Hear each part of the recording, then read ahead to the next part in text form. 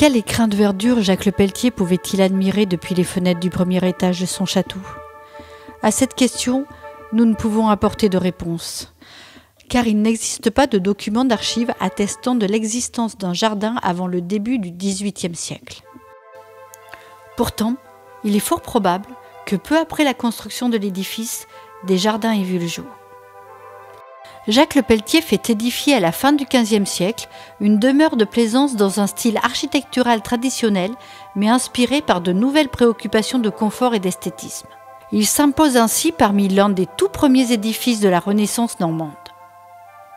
Le domaine s'organise sur l'axe est-ouest en 3 parties distinctes.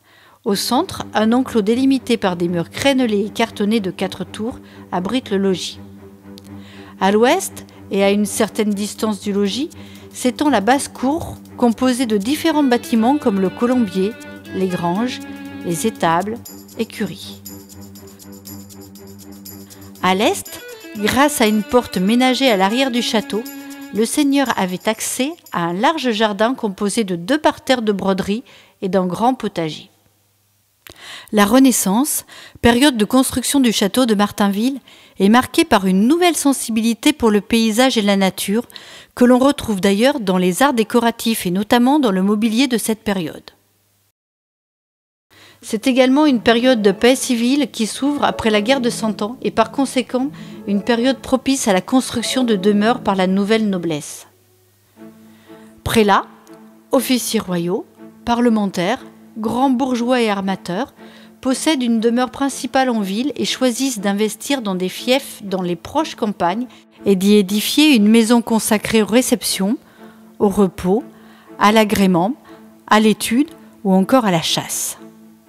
Dans cette perspective, le jardin prend une toute nouvelle place au sein du domaine seigneurial et devient une composante majeure dans les plans des architectes et maîtres d'œuvre de ces demeures.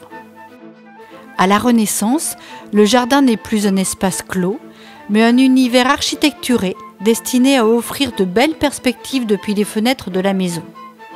Il existe alors une véritable interaction entre la maison et le jardin. Martainville est à ce titre le premier exemple en Normandie d'un accès direct entre le logis et le jardin grâce à une porte ménagée dans la tour de l'escalier sur la façade est du château. En 1708, Thomas Corneille décrit le domaine ainsi. Le château très bien bâti est flanqué de 5 grosses et hautes tours avec des fossés remplis d'eau, des jardins, un grand parc fermé et des avenues d'arbres. 3 plans terriers datant respectivement de 1739, 1750 et 1788 nous donnent une bonne vision de l'aménagement du domaine et plus précisément des jardins et du parc au XVIIIe siècle. Attardons-nous sur le plan de 1788. Le jardin se compose de 2 grands parterres, délimités par une bordure de buis et ponctués d'ifs. De chaque côté de ces parterres, on distingue 2 alignements de tilleuls taillés en tunnels de verdure. Ce jardin offrait aux propriétaires des lieux un endroit agréable dédié à la promenade et au repos. Cette disposition est tout à fait dans le goût des jardins à la française du XVIIIe siècle qui privilégient le tracé régulier et les larges perspectives. Plus à l'est se détache le jardin potager découpé en 4 carrés délimités par des allées. Chaque parcelle est redécoupée en 6 ou 9 carrés de culture. Au centre, un bassin permet d'alimenter le jardin en eau.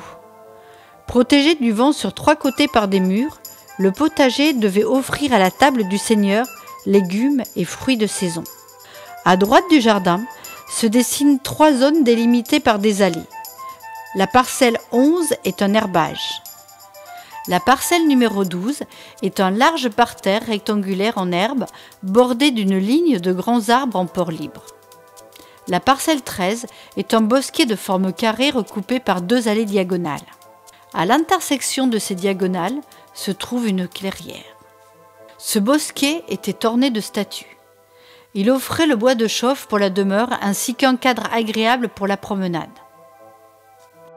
Les zones 10, 14 et 15 sont des herbages plantés de fruitiers. La présence d'un pressoir dans les inventaires du château attestent que le domaine produisait son propre cidre à partir des nombreux pommiers du domaine. Aujourd'hui, les jardins ont totalement disparu et il ne reste que quelques traces sur le terrain.